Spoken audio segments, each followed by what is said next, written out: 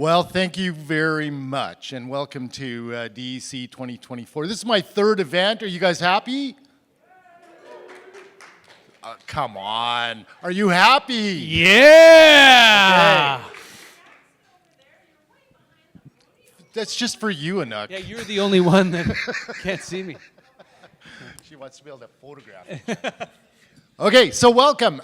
This is great, and I thank Anuk and DC for the opportunity to do this. Yes, I'm a storyteller. I've produced 400 documentaries, and I gotta say, one of my favorite subjects are municipalities and mayors and the action that they take. I come from Alberta, so if you want to get something done, pretty much the only place we can go is our municipalities. And there's some pretty visionary municipalities. You know, I've been to, who's been to Summerside? Best decentralized energy system in Canada. For a small city, 62% renewable energy. You got to go to my website to get their story because they started with zero. They weren't trying to replace coal, they started from zero. So that was a pretty cool story.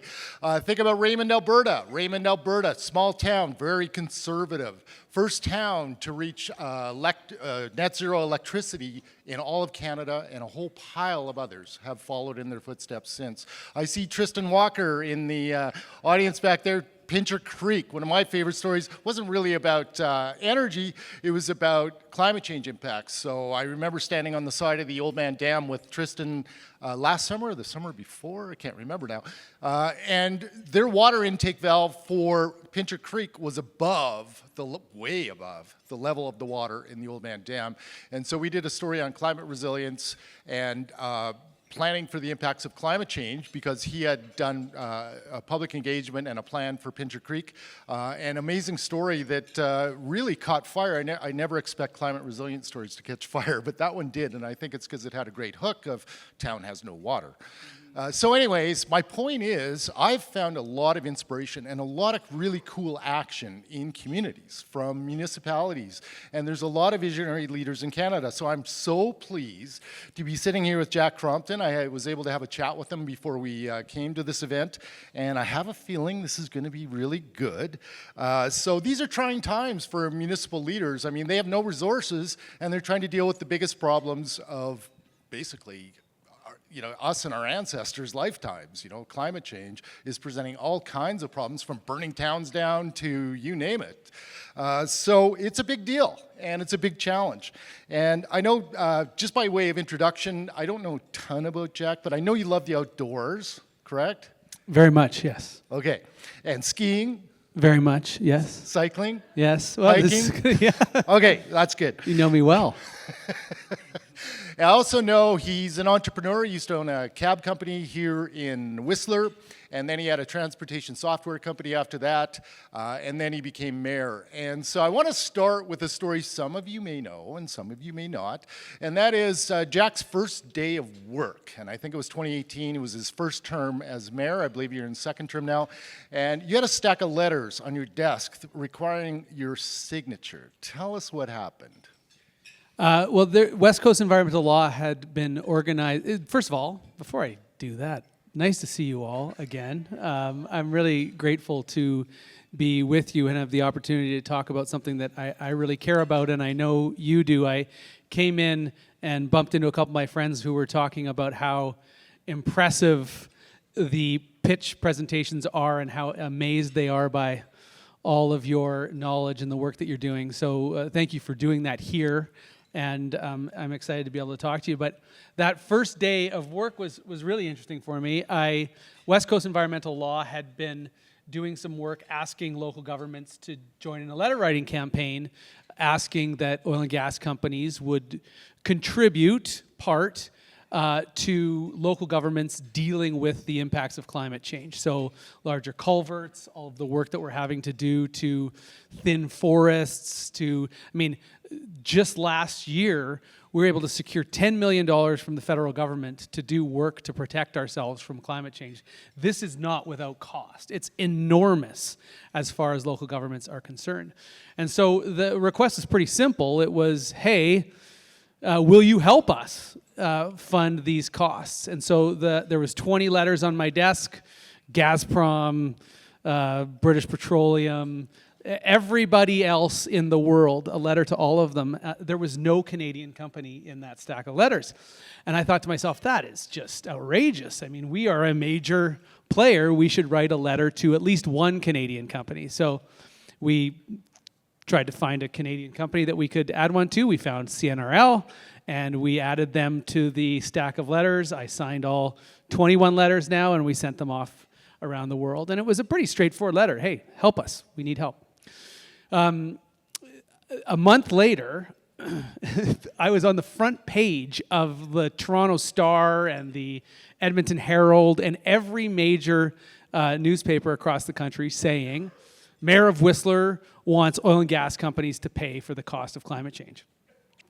And we were in a council strategic planning session. So our CAO, I hadn't seen all of this because we were very focused on what was going on. So our CAO walks into the room, and if you know him, seeing his face just sort of ashen is not. He's a very poised person, but his face was just ashen with this sort of reality that all of a sudden we were front page news.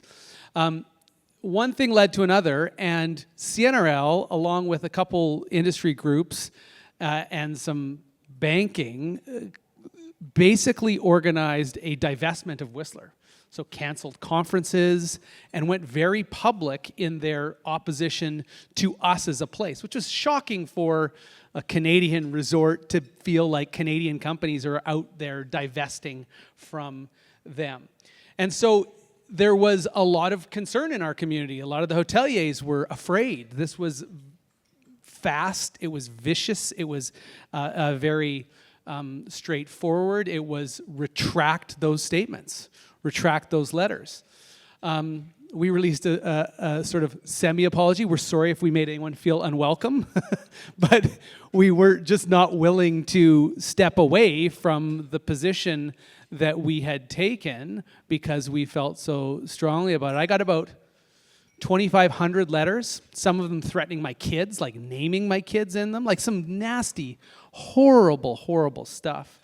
And so I think it shook us, but I came away, and I think most of us came away with a very real sense that though we are part of the problem, which we are, I mean, people fly from around the world here using oil and gas, and we benefit from it. So we are part of the problem.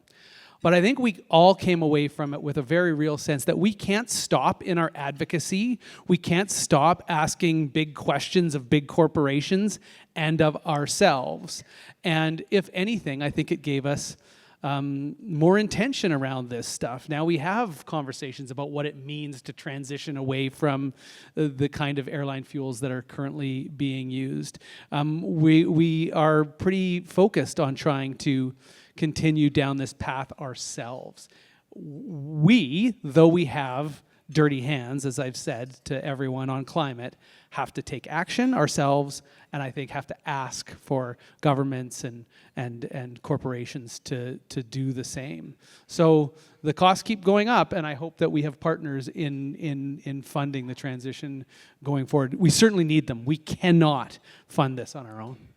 Well, it's a great story and a brave story, I have to say, and I can only imagine how you felt at that time as the brand new mayor of Whistler's.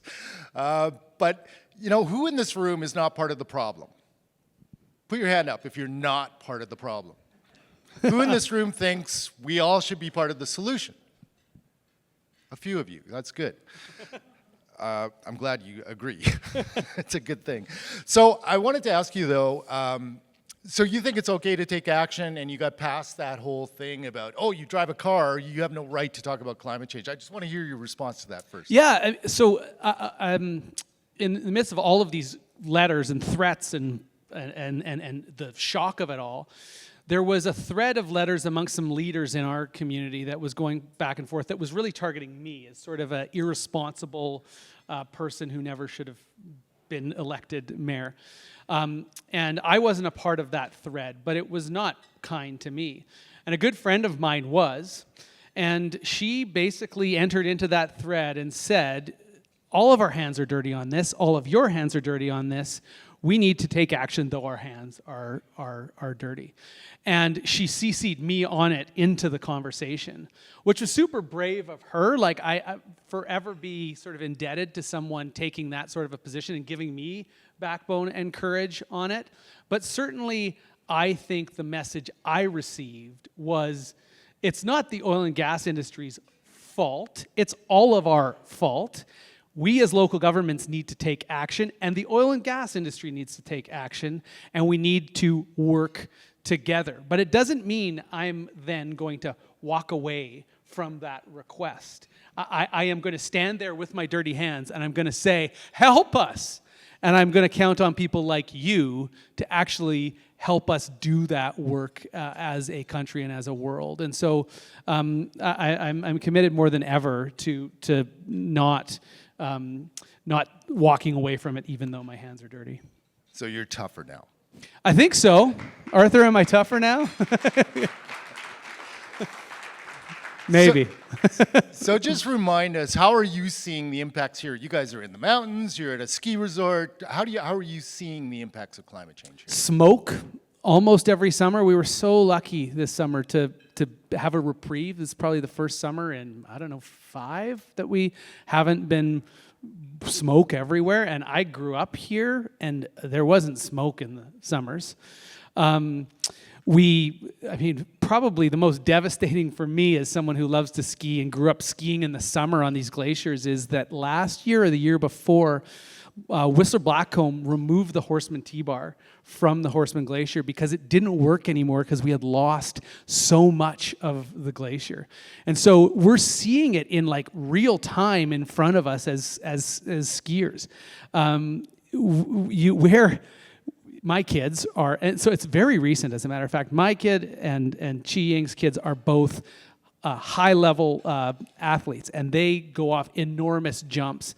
And you used to be able to take photos on the Horseman T-bar off of these big jumps and see South Mountain Range.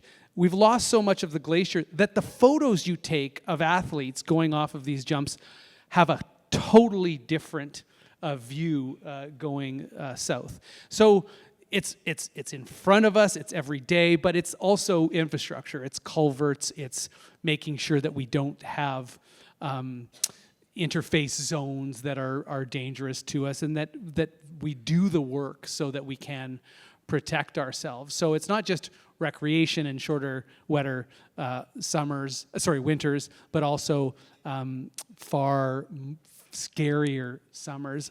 Arthur De Jong, who's here, he's on council with me, has been doing this work for 40 plus years, says that for Whistler, the big problem that we're going to see earlier is summer related. And certainly that's the case. We're seeing more smoke, and we spend a lot of our summer prepping and being aware of what's going on with fires around us. Had 2 very close to Cheakamus Crossing this year that had to be put out very quickly.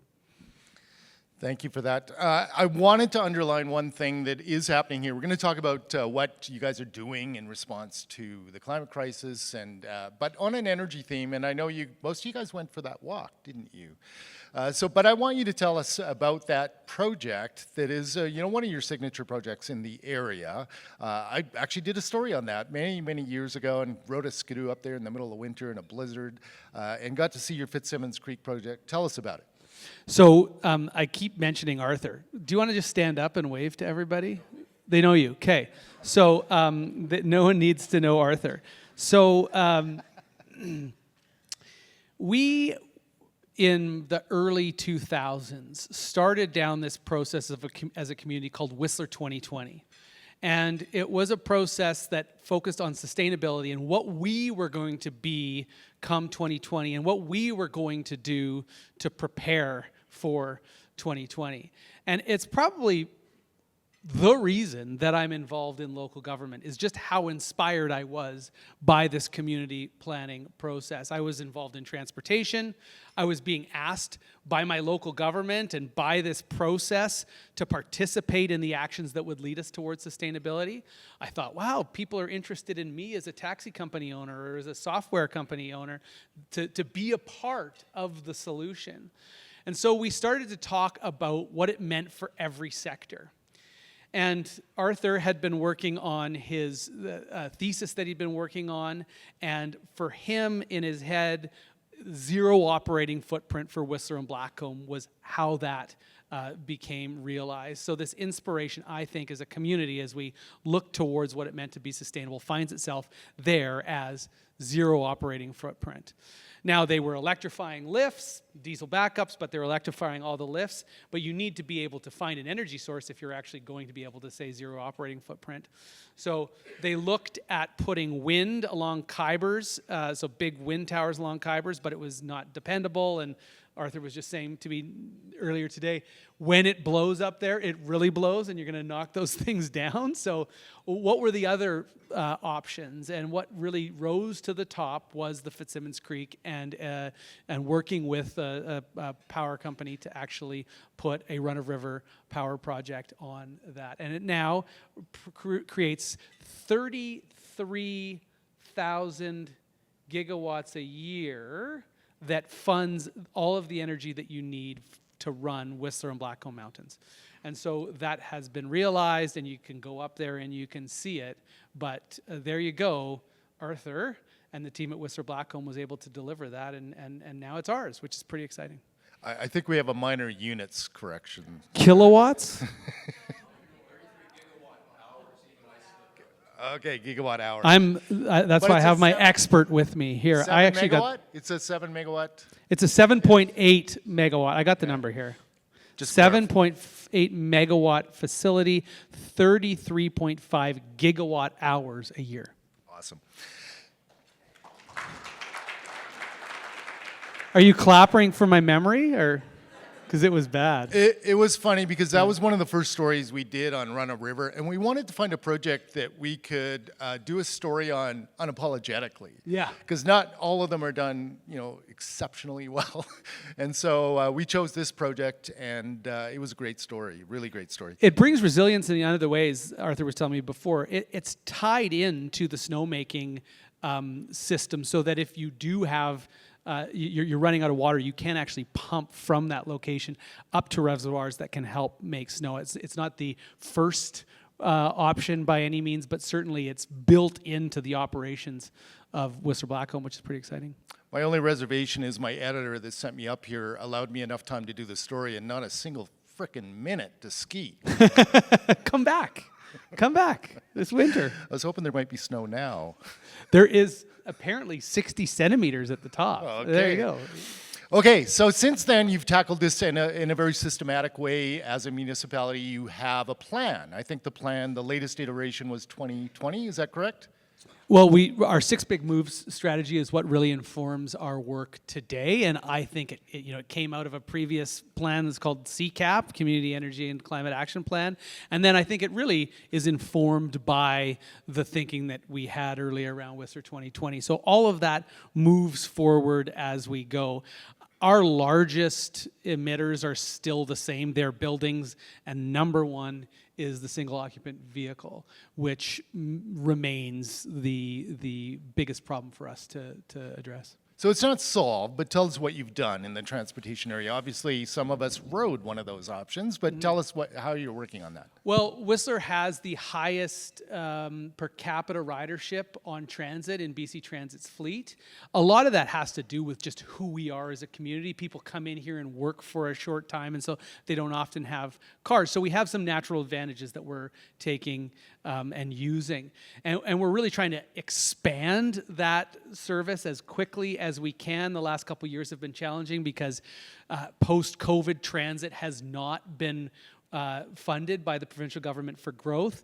Just this year, we got a significant increase, which hopefully takes some of those no's over the last few years and moves us further down the path. But a local transit system is critical to our response. We're trying to get more people in cars, so user pay parking is one of the big levers that will help you move people towards higher occupancy vehicles. If you look down in the big ski resorts that Vail owns in California and in Utah, user pay parking paired with carpool lots has moved the per car numbers of people from less than 2 up to well over 3. So just that change is significant for us to get cars off the road. We're really electrifying our parking lots as quickly as we can.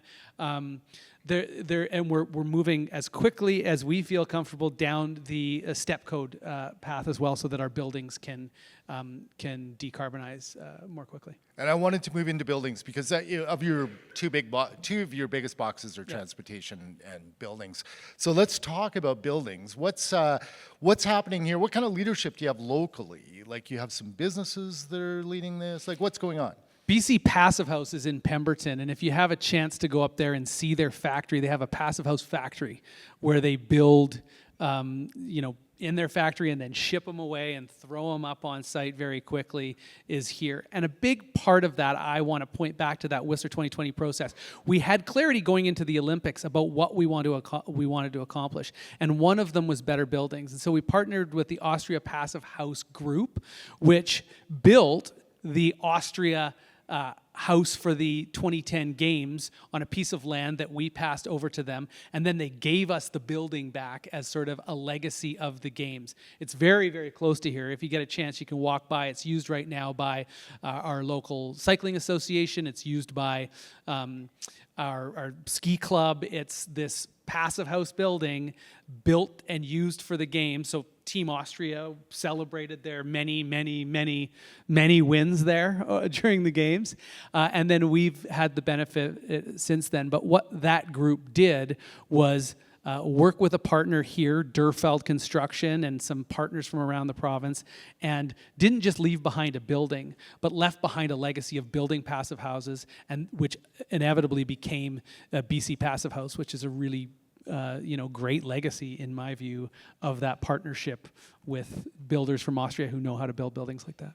So I have to say, Jack, I mean, you do have some fundamentals in BC that make some of us from other provinces envious, such as the step code and provincial support and those kinds of things. And hydro, maybe? Maybe hydro. We'd like to share that hydro? Sure, yeah. Okay. It's coming. But we needed some of your power last year, from what I'm told by most people. Well, hopefully we'll start producing more wind power so Yeah. we can have it. So Yeah. we're working on that. Yeah. I understand you have a local guy who's led the whole step code thing. Like, a guy, is he a builder? Or Yeah, Bob, I think his name was. Bob Deeks. Durfeld has done some really interesting things, but I think one of the most important things that's happened here is that our building community has got behind the step code and has worked really closely with our staff in local government to help educate people in the community who are doing the work. And so Bob's worked hard to help other builders understand how we can move quickly. Whistler builds, premium buildings. And so we're one of the places that can actually incorporate these kind of codes more quickly than other places. And certainly that partnership between our local staff and the building community has been pretty important to get down that path, and Bob's been a big part of that.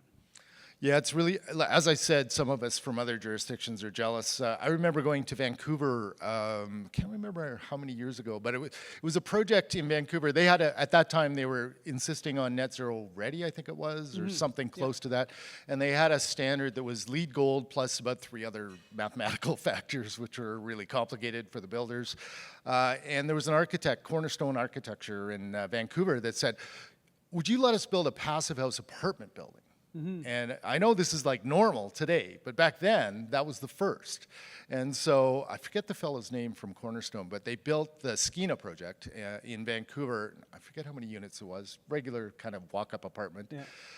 And they built it to passive house standard, and they asked the city if, would you let us do this under your new code if we build it to passive house instead of LEED Gold and the 3 other complicated factors. And the city said, go nuts. They did it, and it became part of the new code. But here's the part I love about the story, is Cornerstone had 16 commissions to do other buildings before they finished the first. Wow. Yeah, that's wild. Huh? So yeah, you gotta love that, yeah. right? Oh, for sure. Passive house is a little more challenging in, like Alberta, where it's not quite, as Though the benefits are enormous where Absolutely. it's cold. I mean, we built a passive house, Whistler Housing Authority, which is our, probably one of the best decisions this town ever made from a climate and energy perspective was we created a housing authority that, with a focus, a target of having 75% of the workforce live in Whistler. If you look at Aspen or Vail, people commute an hour and a half, 45 minutes to get into work every day. So that reduces your livability. You can't coach your daughter's soccer team when you're driving home at the end of the day. But also, you spend a huge amount of carbon up and down the highway every day. And so this goal of building 75%, having 75% of the workforce live here, meant that we have been covenanting ownership housing and building rental housing for the last 30 years, which means we have around just coming to 3,000 units of covenanted or rental housing in our housing authority in a town of 16,000 people. I mean, that is an enormous number. That's the equivalent of the city of Vancouver having 300,000 affordable units. One of those is a passive house apartment building at Cheakamus Crossing, which is a special building to drive past and just think, wow, like that building operates without needing to be heated other than a little electric baseboard. And it's something to be proud to drive past. So I want to ask you where you're going after this, but I also want to throw a challenge out to the audience. So they have their Run River project. You guys are the decentralized energy experts. I bet within the audience there's half a dozen ideas for how Whistler can take it to the next level. All you need is 1 minute with Jack afterwards, or his councillor colleague over here. So I'm challenging you. Like, let's hear it. Give them your ideas, because I think you'd have a very receptive audience. So I'm going to ask you where you're going from here with all this stuff. Well, I'm down to three things in my view. It's buildings, cars, and planes. And I feel we don't count the rationale for our, greenhouse gas emissions and our footprint in town doesn't include planes specifically. But for me, if we don't take that on as a country, Whistler's going to suffer from that for a very long time. So for me, advocacy around that matters. I talk to my provincial and federal colleagues as much as I can to see what they can do. And then we need regional transit. Maybe a gondola along the valley bottom so that we don't have to have cars driving through town. I want to think big and do big things. That's what Whistler's been known for. And we want to continue to build on that legacy. And then one of the big ones is what I just mentioned. We got to build way more housing here so people don't have to drive long distances to be a part of it. So I guess there's two things for me. There's continuing with the basics, doing those things that we've found successful, and then two, thinking big and pursuing what's next. So we have 40 seconds left. Can I ask for comments from the audience or questions? No. No questions. No? No photos. No photos. No photos. Please. Well, Jack, it's been a super pleasure. Yeah, it's been so good. Thank you very much. It's been a gas, and love being in your community.